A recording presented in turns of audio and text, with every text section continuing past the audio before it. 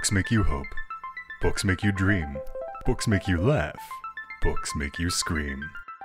This is the Books That Make You show, discussing books with authors and experts, unraveling the inner pages of all the books that help make us who we are. Hosted by Desiree Duffy. Welcome to Books That Make You. I'm your host, Desiree Duffy. And today we're going to be talking about books that make you go back in time to the early days of the internet and see the world through the eyes of an abused child reaching out on message boards. Yep, we've been using that internet as a society since, the mid-90s, give or take, with some of us early adapters maybe even being a little bit earlier. You probably remember the first time you logged on. Maybe you found a message board or a chat room to connect with people from all over the globe. Suddenly, your world expanded, and you were able to have conversations with new friends from afar within an instant. You could even confide in them in ways that maybe you couldn't do with people in the real world. And even today, the internet gives us the ability to speak openly and honestly in ways that we often can't do when talking with somebody in person. Our guest today wrote an epic series taken from those message boards from the early days of the internet. It chronicles the story of a boy who reached out to find friends as he endured abuse and dealt with a terminal illness. Brandyn Cross is with us. Now, in addition to being an author, he's also a filmmaker and a musician. Trust me, Brandyn is one of those creative artists that can do and does do nearly everything. He is also an advocate for autism and people with disabilities. And the Legacy series, Book 1, is the first in a 27-book series that tells the real story of a boy named Brandy, who Brandyn once knew online. Brandyn, hello. Welcome to the show. Hi, thank you.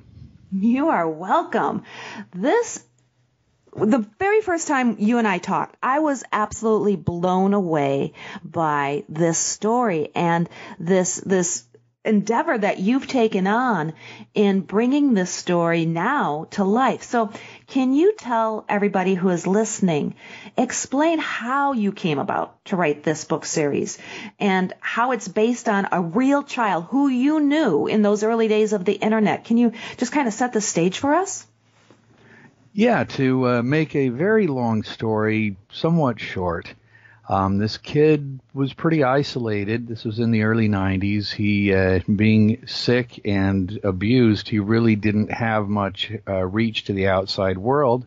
And he discovered really the pre-internet when it was just message boards online and found a group of kind of outcast teen friends on that. And they started talking. And as they got closer, they started revealing their secrets kind of in what they felt was a safe, private little world. And to kind of jump to the end and actually give the spoiler, this kid did end up dying from his illness, and it was discovered he had kept printouts of thousands of these notes that they sent to each other. And nobody else wanted it, so I took it. And nobody else really seemed to consider the gold mine that might be there. And so I took them and over time explored them and found that this was just a ticket to an unseen world. And that's interesting, too, because it gives you a rare glimpse into the mind and the perspective of a child who is enduring abuse. You want to talk about that a little bit? Yeah, well, that's the thing, is it's just this kid, this little boy, and this group of teens.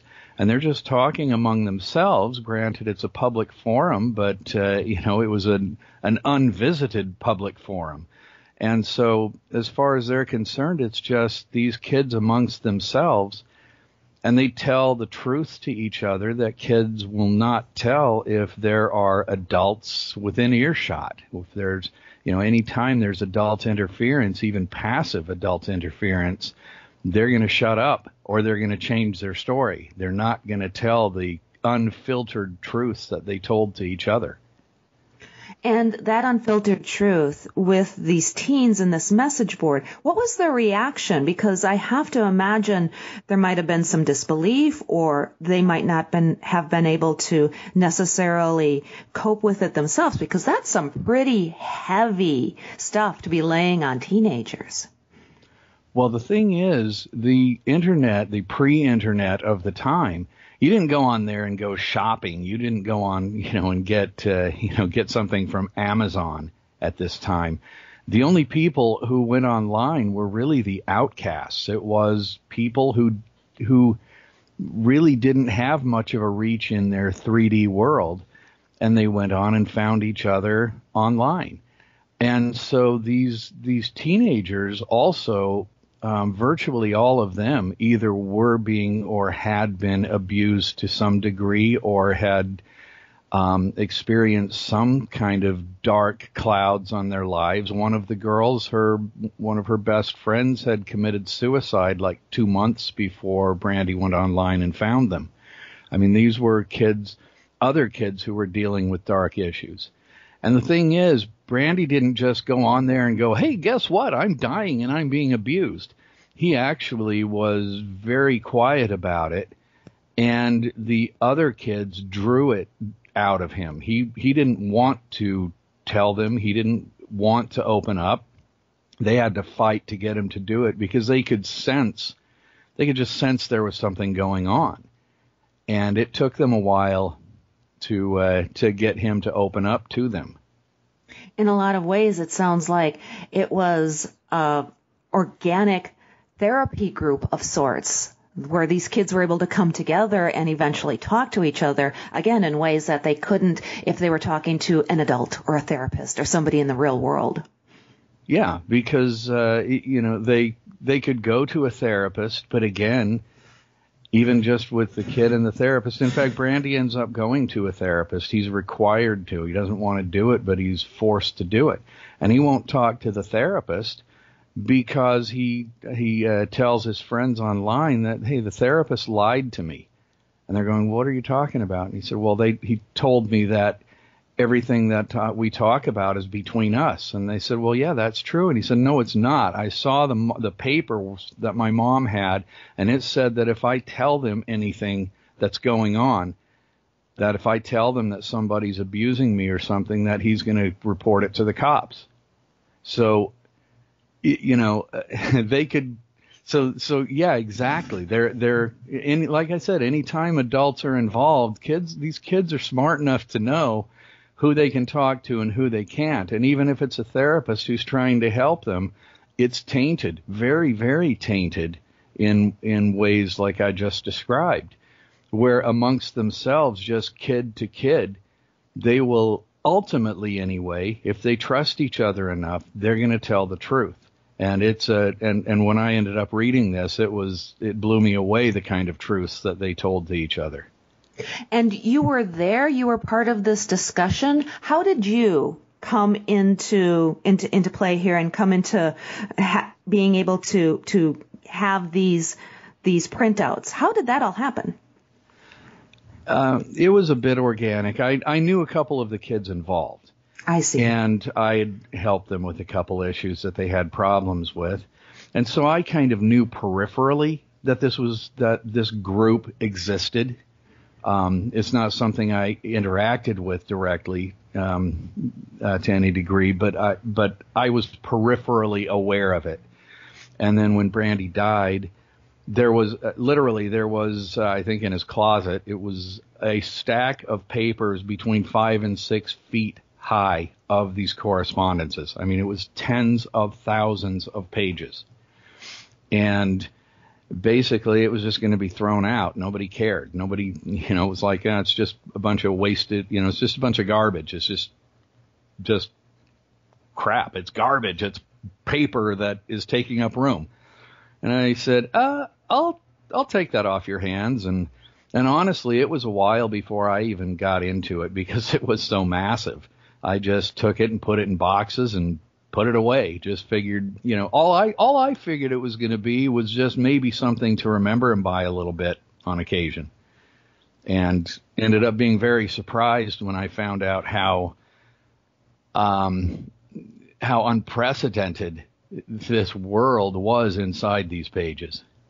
That's admirable of you to do that, too, to pay homage to this boy's life, his brief time here, and ultimately to his death. It's sort of like finding somebody's diary or a journal and getting that glimpse into their world. So congratulations and thank you for doing what you did, because, like you said, if it wasn't for you finding it and seeing the value there of telling his stories, it would have been lost forever. Yeah, well, and the thing is, when I took it, I didn't care that much about the notes either between each other. I took it because I knew that he had written poetry online. I mean, these were like the precursors to emos. Mm-hmm. And they literally, I know how cliche it is, but they were literally writing poetry online to kind of express the feelings they really didn't want to talk directly about.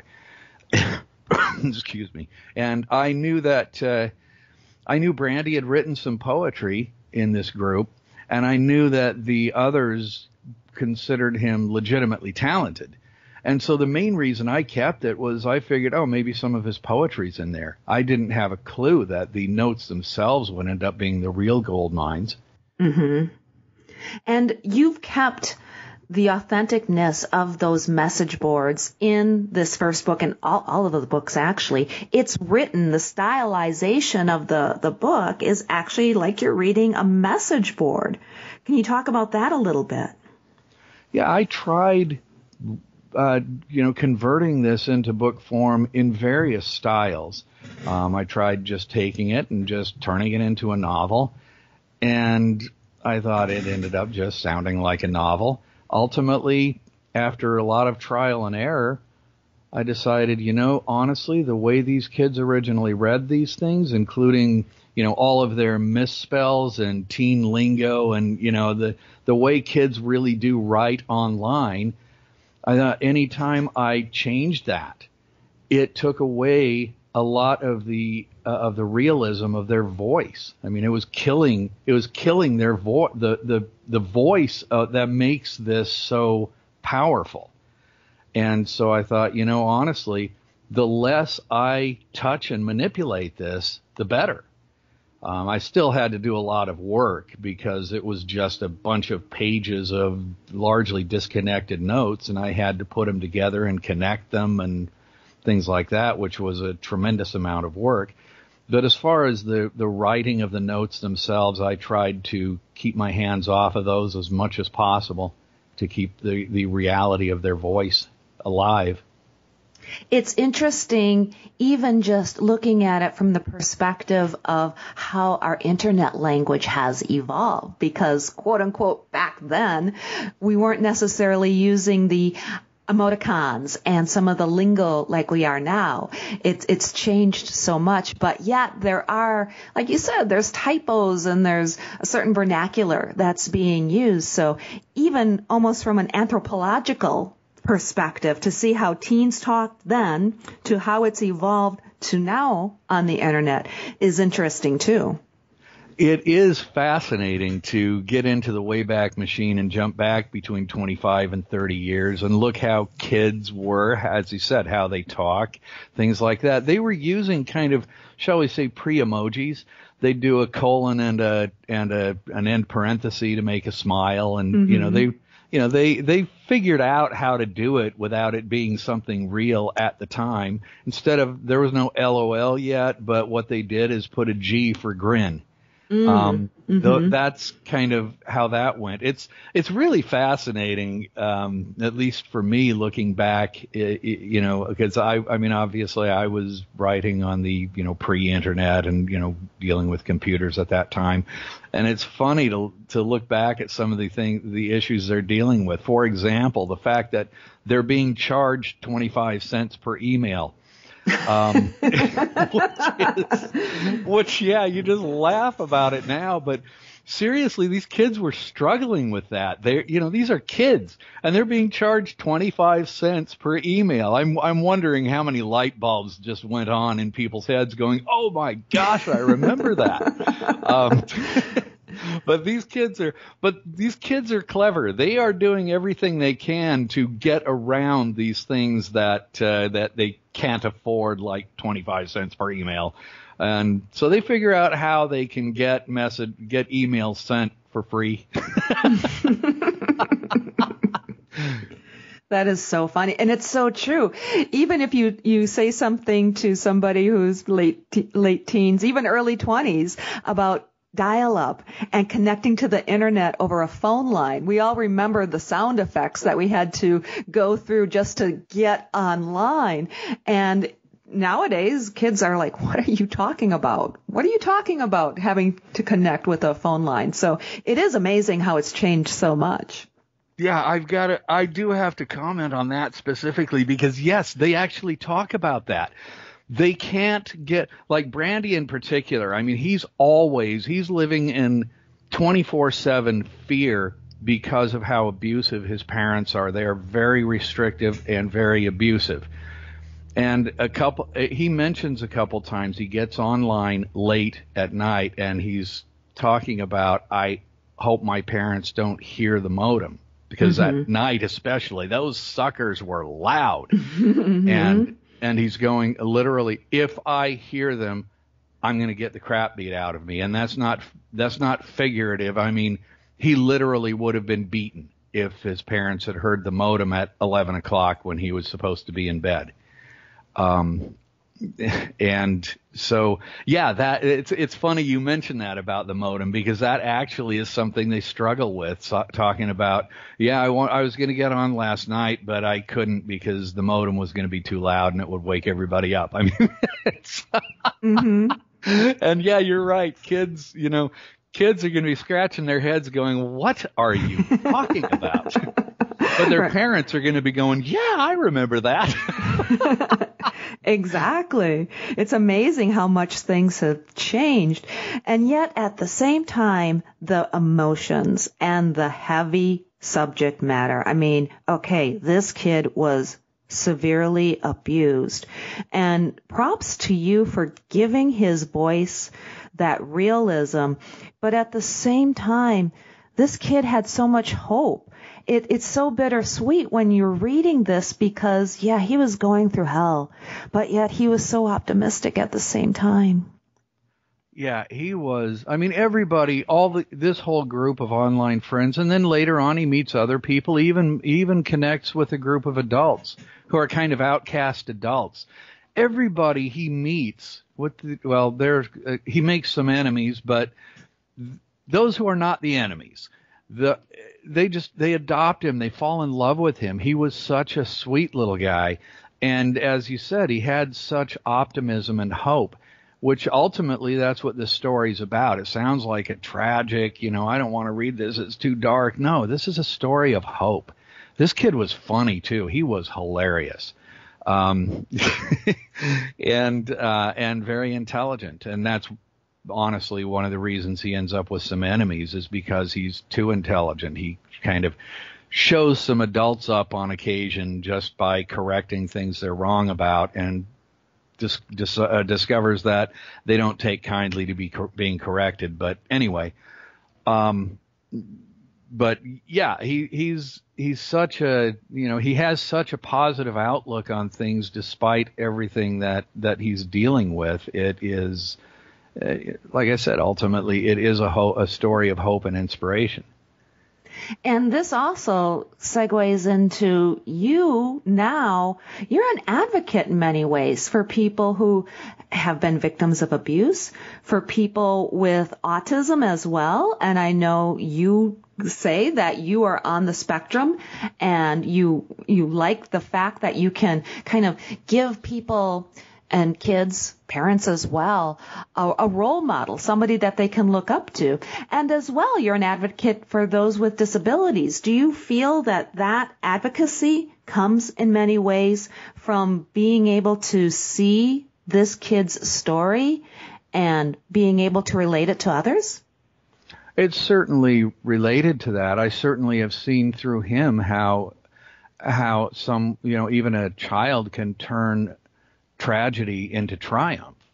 For example, I mean, when he died, there were about 10 people on the face of the earth, really, who knew he existed. I mean, it appeared, by all indications, it was a life wasted. And then in the subsequent years, some of his poetry has been presented to publications. He's been published. He was actually voted Poet of the Year in, I think, 2004, which was almost 10 years after he died. And now through the legacy, both through the series of books and film based on this series, his story is making its way into, potentially into the millions of impressions. People all over the world are discovering his story, and his life that appeared to be a life wasted is becoming a life well lived and an inspiration to countless other people. Now, so that's his side of it, and yes, that definitely struck a chord with me, because yes, I'm on the autistic spectrum. I am also completely physically disabled. I'm an amputee, wheelchair bound, and yet I have been recording music and making films and things like that, but I have not been vocal about that. And I was kind of wondering, should I be or should I not, looking at what Brandy had to offer through his story being told. And then a couple people did tell me that, honestly, by hiding it, I was doing disabled people a disservice. Mm-hmm. And I said, well, how? And they said, because you can be the same inspiration for disabled people and autistic people that Brandy is being for abused kids. And so I thought, so I went home and I did kind of a pro and con chart, said, who am I benefiting by being silent about it? Who am I benefiting by being vocal about it? And the only person I could come up with to put on the list that I was benefiting by being silent about it was me. And at that point, it became an easy decision. And any music videos I've done since that decision, for example, I'm in my wheelchair where I had been hiding it in previous music videos. So you can actually look at the music videos and see the progression of that. I love that. And I want to talk about your music a bit, as well as the film version. But first, I just want to point out that a few months back, you joined us online for an online Facebook party. And I saw right there in the message board format of Facebook exactly what you're talking about, because there was a woman on there, a mother, who was talking about, I believe, her son who was autistic, and you jumped right into that conversation, and she was so grateful and inspired by you. So I just want to say how when you are your authentic self as somebody who is an advocate, it really shines through, and it's absolutely admirable what you do. And so let's circle back to the music and the film, because you have right now, it's in post-production, I believe, The Legacy as a film, correct? That's correct, yes.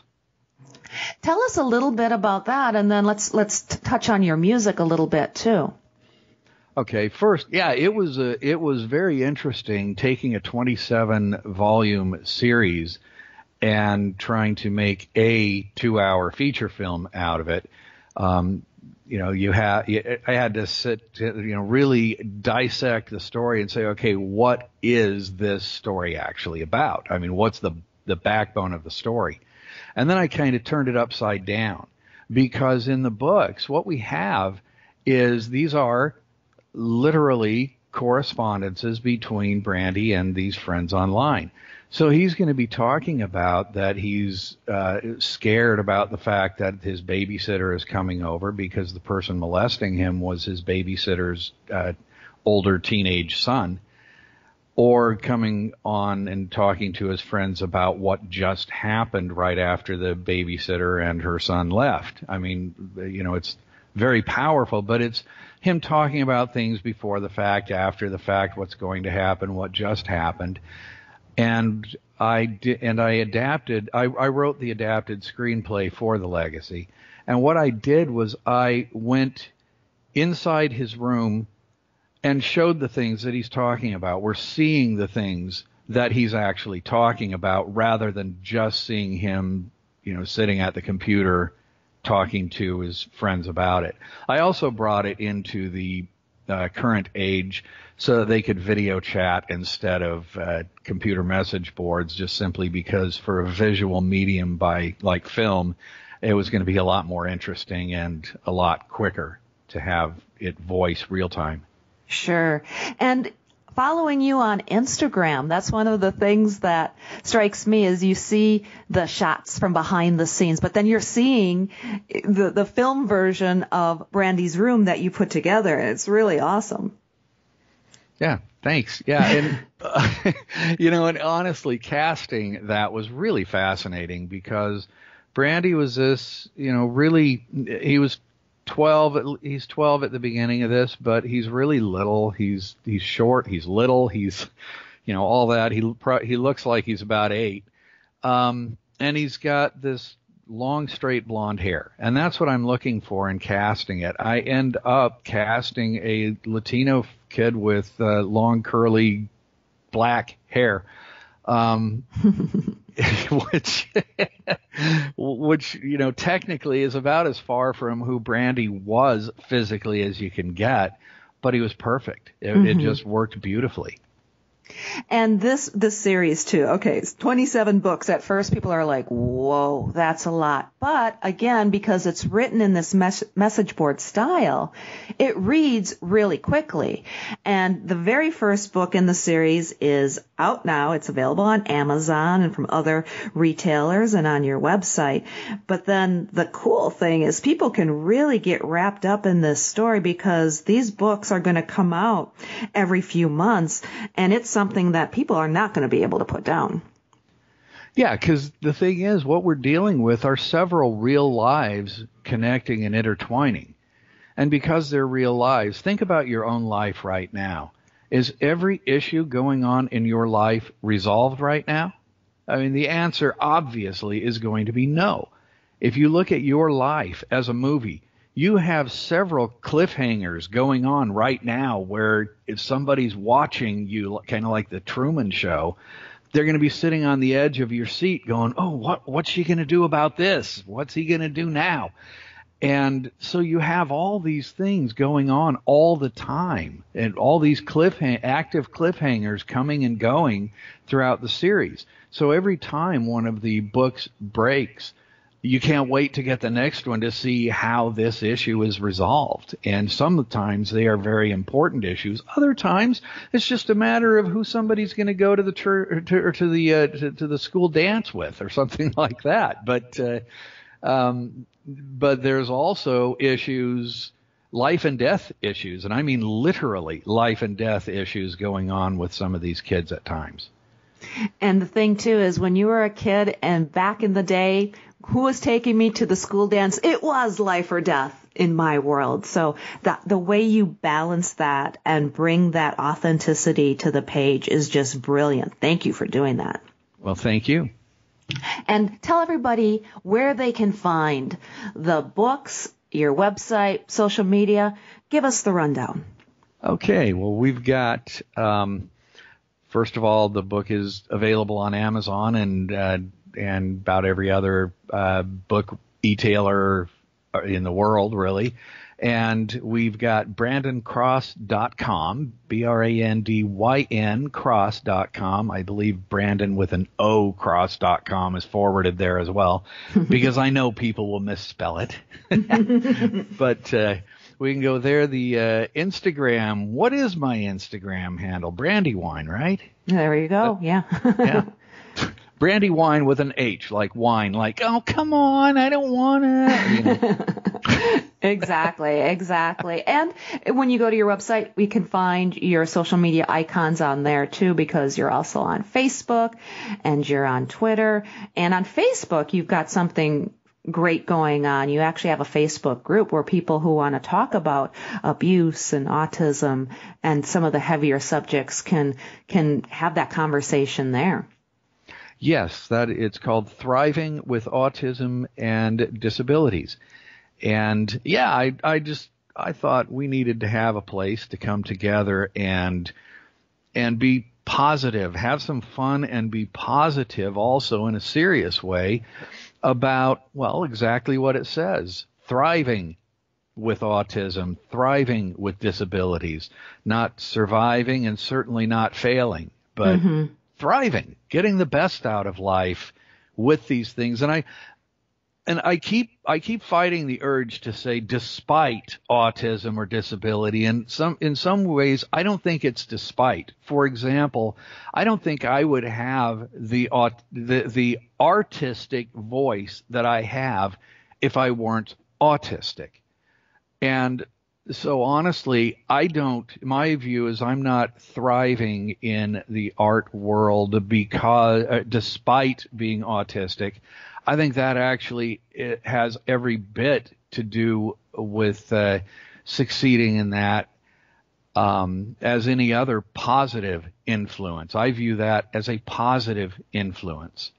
I do too. Bravo, Brandyn. This is amazing. And you're such a creative soul between the filmmaking, the music. I know we barely even touched on your music, and this amazing series. Once again, it's called The Legacy Series, Book 1, On the Shelves Now, by Brandyn Cross, and that's Brandyn with a Y. You can find out all the information on his website. That's brandyncross.com. Thank you for joining us here today. It was fun having you. Thank you. It was great. All right. And thank you, everybody, for listening today. Once again, my name is Desiree Duffy, and I'm your host of the Books That Make You show. You can find out more about us on booksthatmakeyou.com. And you can also follow on Facebook and Instagram. Don't forget to sign up for our newsletter. We're always doing bookish fun things, contests, and giving you interviews with authors and telling you about the latest books that are coming out into your world. Until next time, everyone, please enjoy all of the books that make you exactly who you are. The executive producer for Books That Make You is Desiree Duffy. Produced and sound mastered by Phil Giangrande. Engineering by Dave Nabox. Social media and promotion by Bree Sweeter. For more, visit booksthatmakeyou.com.